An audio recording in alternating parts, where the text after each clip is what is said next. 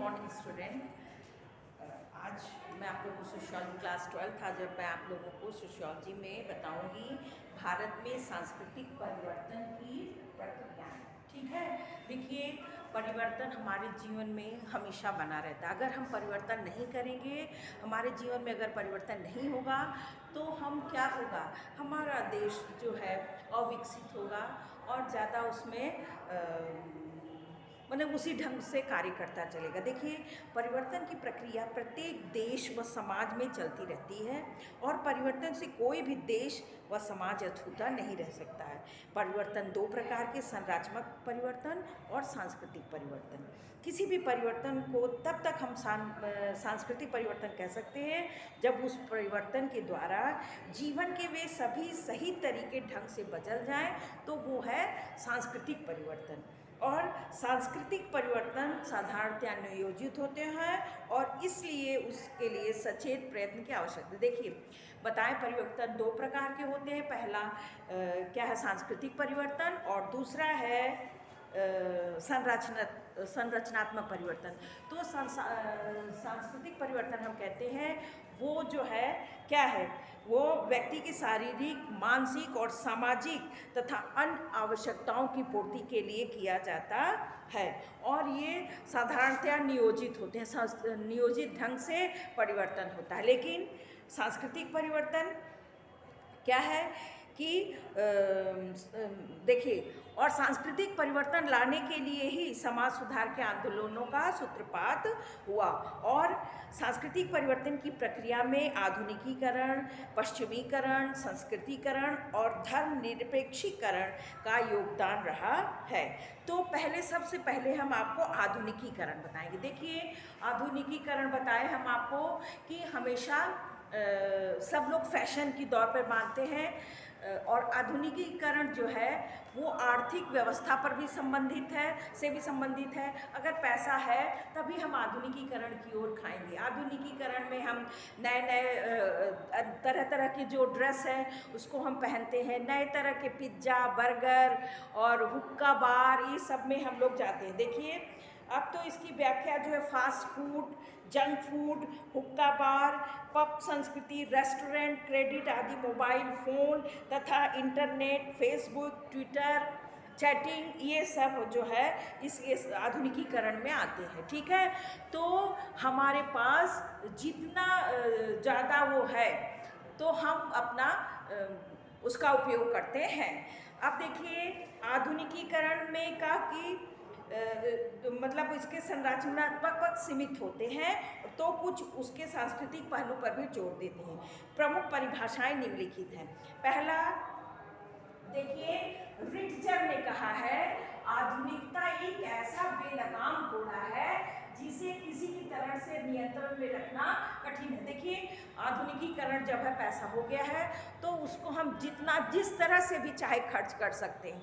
ठीक है, तो देखिए आधुनिकीकरण एक ऐसा बेलगाम घोड़ा है जिसे किसी भी तरह नियंत्रण में रखना कठिन है। यह चाहे तो सर पर दौड़कर हवा से बातें कर सकता है और चाहे तो किसी अंधेरे कुएं में धकेल सकता है। मतलब कि अगर हम चाहें तो आधुनिकीकरण के माध्यम से हम पढ़ लिख कर बहुत अच्छे उसमें काम पर चले जाए और आज देखिए सिनेमा क्या है, टेलीफोन, मोबाइल क्या है, उससे हमें नए अच्छे भी चीज़ देखने को मिलते हैं और गलत चीज़ें भी रहती हैं उसमें। तो अगर हम चाहें तो अच्छी सी चीज़ों को सीख करके आगे बढ़ सकते हैं और अगर हम नहीं चाहें तो हम अंधेरे कुएं में भी गिर सकते हैं। रिटजर का यही मतलब है कि आधुनिकता एक ऐसा बेलगाम घोड़ा है जिसे किसी भी तरह नियंत्रण में रखना कठिन है। यह चाहे तो सर पर दौड़कर हवा से बातें कर सकता है और चाहे तो किसी अंधेरे कुएं में धकेल सकता है। ठीक, दूसरा है प्रोफेसर एम.एस. गोरे ने कहा है कि आधुनिकता एक जटिल अवधारणा है क्योंकि जिस समाज को हम आधुनिक कहते हैं उसे में भी पर्याप्त अंतर देखने को मिलता है। देखिए आधुनिकता की कोई सीमा नहीं है। ठीक है, तो जिसे हम आधुनिकता कहते हैं उसमें भी पर्याप्त अंतर है। कुछ लोग और कहते हैं, देखिए अब हमारे भारत में आधुनिकता का अलग वो है, पहचान है, और दूसरे विदेशों में है जिसको हम यहाँ पे आधुनिकता कहते हैं, वहाँ पे वो आधुनिकता नहीं कहते हैं। तो आधुनिकता का कोई एक सीमा नहीं है, लेकिन एक जटिल अवधारणा है, क्योंकि जिस समाज को हम आधुनिक कहते हैं उनमें भी पर्याप्त अंतर देखने को मिलता है। ठीक है। तीसरा है प्रोफेसर BV शाह के अनुसार आधुनिकता केवल एक आर्थिक प्रक्रिया मात्र ही नहीं है, अपितु राजनीतिक, सांस्कृतिक तथा सामाजिक प्रक्रिया भी है। ठीक। डॉक्टर श्यामा चरण दुबे ये बहुत वो समाजशास्त्री हैं, इन्होंने कहा है कि आधुनिकीकरण एक प्रक्रिया है जो परंपरागत समाज से प्रौद्योगिकी पर आधारित समाज को अग्रसर करती है। ठीक। देखिए, अब क्या हमको बताना है, ये हमने आपको बताया आधुनिकीकरण क्या है, और तीन देखिए आप लिखेंगे, आपसे क्वेश्चन पूछा गया कि आधुनिकीकरण क्या है, तो पहले आप आधुनिकीकरण के बारे में बताएंगे, फिर 2-3 राइटरों के, दो समाजशास्त्रियों को के बाद का कोटेशन लिखेंगे, उसके बाद आपसे जो पूछा जाएगा वो पूछेंगे। देखिए, तब आधुनिकता एक बहुपक्षीय एवं जटिल प्रक्रिया है जो कि एक समाज विशेष के सदस्यों के संपूर्ण जीवन को स्पर्श करती है। आर्थिक क्षेत्र में आधुनिकता का परिणाम औद्योगिकरण होता है, जिसके स्वरूप बड़े पैमाने पर उत्पादन, श्रम, धन तथा सामग्री का बड़े पैमाने पर संगठन और होता है। मशीनीकरण तथा नगरीकरण देखिए, आधुनिकता में जब हम प्रवेश करते हैं, आधुनिकता जाते हैं, तो देखिए ये संपूर्ण जीवन को प्रभावित करती है। ठीक है। और ये समाज के विशेष सदस्यों के संपूर्ण जीवन को प्रभावित करती है। ठीक। राजनीतिक क्षेत्र में आधुनिकता की अभिव्यक्ति एक धर्मनिरपेक्ष प्रजातंत्रात्मक कल्याण राज्य के रूप में होती है, जो कि शिक्षा, स्वास्थ्य, मकान, रोजगार आदि के संबंध में अपने विस्तृत उत्तरदायित्व को स्वीकार करता है और कानून के सामने सबको समान मानते हुए सबके लिए न्याय उपलब्ध कराता है। ठीक है। अब देखिए आधुनिकता के लक्षण। किसी भी समाज में आधुनिकीकरण की प्रक्रिया क्रियाशील है या नहीं, इसका अनुमान निम्नलिखित लक्षणों के आधार पर किया जा सकता है। आधुनिकता क्रियाशील है या नहीं, इसका परिणाम जो है वो आधुनिकता की लक्षणों से पता लगाया जा सकता है कि ये किस तरह की आधुनिकता है। पहला है आधुनिकता की व्यापकता।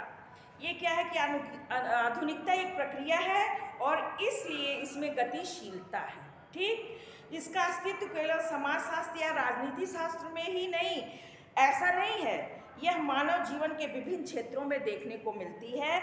वास्तव में आधुनिकता का प्रभाव सबसे पहले साहित्य और कला पर आया। ठीक। फिर दूसरा है आधुनिक समाज का उदय। आधुनिक समाज का उदय, यद्यपि निश्चित रूप से नहीं कहा जा सकता कि आधुनिक समाज का उदय कब हुआ, फिर भी लगभग सभी यह स्वीकार करते हैं कि इस समाज का प्रारंभ 15वीं और 16वीं शताब्दी से है। आज जिसे हम आधुनिक समाज कहते हैं, जिस अर्थ में हम इसे समझते हैं, वास्तव में इसका उदय ज्ञानोदय से है। इसके बाद औद्योगिक क्रांति, फ्रांस की राज्य क्रांति और क्रांति के कुछ लक्षण आधुनिक समाज में अंतर्निहित है। तीसरा पॉइंट है आधुनिकता उद्गम का परिणाम। देखिए, क्रांतिकारियों ने आधुनिकता को जन्म दिया और आधुनिकता का उद्विकास किया। ठीक। और कुछ ऐसी ऐतिहासिक जटिल प्रक्रियाएं आई जिन्होंने आधुनिकता के विकास को एक वैश्विक स्वरूप प्रदान किया। ठीक। चौथा पॉइंट है राष्ट्रीय और अंतर्राष्ट्रीय प्रक्रियाओं के कारण आधुनिकता का विकास। पश्चिमी देशों तथा अमेरिका में आधुनिकता का विकास राष्ट्रीय तथा अंतर्राष्ट्रीय अंतःक्रियाओं के कारण हुआ।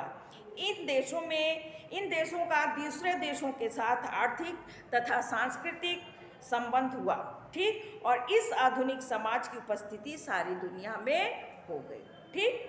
फिर है आधुनिकता की पहचान, पूंजीवाद, औद्योगिकरण और धर्मनिरपेक्षता। ये क्या है? आधुनिकता की पहचान, पूंजीवाद, औद्योगिकरण और धर्मनिरपेक्षता। आधुनिकता आधुनिकतावादी लेखक एक दूसरे से असहमति रखते हैं। कोई किसी एक तथ्य पर जोर देता है तो कोई दूसरा तथ्य पर। उदाहरण के लिए गिडिन्स पूंजीवाद, उद्योग, प्रशासनिक शक्ति, सैनिक शक्ति आदि पर जोर देते हैं। वे बार बार कहते हैं कि आधुनिकता इन सब प्रक्रियाओं का गठबंधन है, अपने आप में कोई भी प्रक्रिया अधूरी है। यह तो इन सब संस्थाओं का पारंपरिक आदान प्रदान है तो आधुनिकता को साकार करता है, ठीक है। और आधुनिकतावादी की इस पारंपरिक असहमति के होते हुए भी निश्चित रूप से प्रजातांत्रिक व्यवस्था, पूंजीवाद, औद्योगिकरण और धर्मनिरपेक्षा आधुनिकता की वैश्विक लक्षण है, ठीक।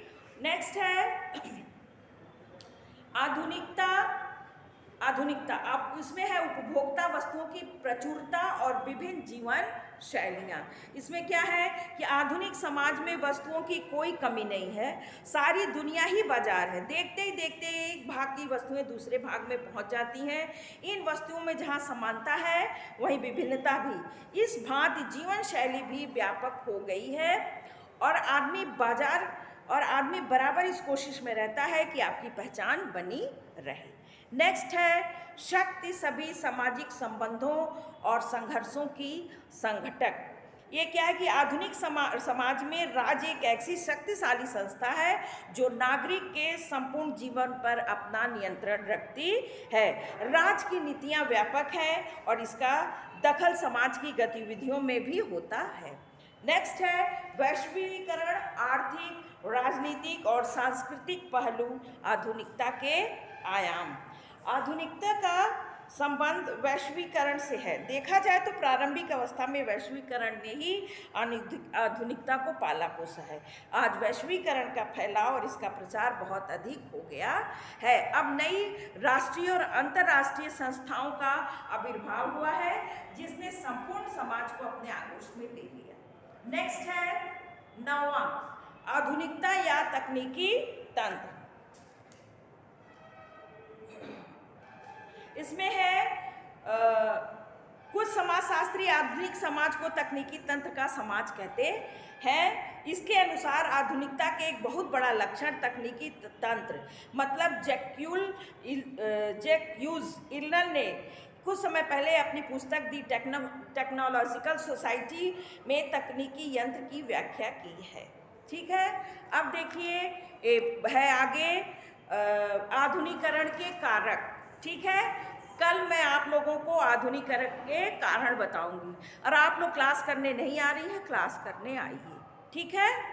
अगर ये क्या कहते हैं आधुनिकीकरण के कारण, पहला है शिक्षा, संचार, राष्ट्रवादी विचारधारा, करिश्माई नेतृत्व, अपीड़क सरकारी प्रक्रिया, प्राधिकार। ये है आधुनिकीकरण के कारण।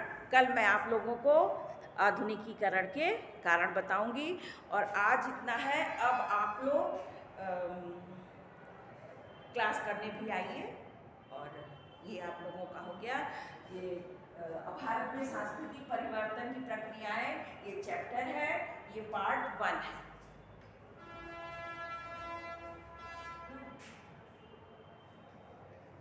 पार्ट 1 ये आज मैंने आपको आधुनिकीकरण बताया, आधुनिकीकरण का वो बताया। कल आप लोगों को प्रक्रिया बताऊंगी और इसको आप लोग पढ़िए और जो प्रॉब्लम हो आप लोग ग्रुप पे मैसेज करिए और फिर मैं उसका आंसर दूंगी और आके क्लास करिए। आप लोग क्लास चल रहा है, ठीक है। चलिए, ओके, बाय बाय।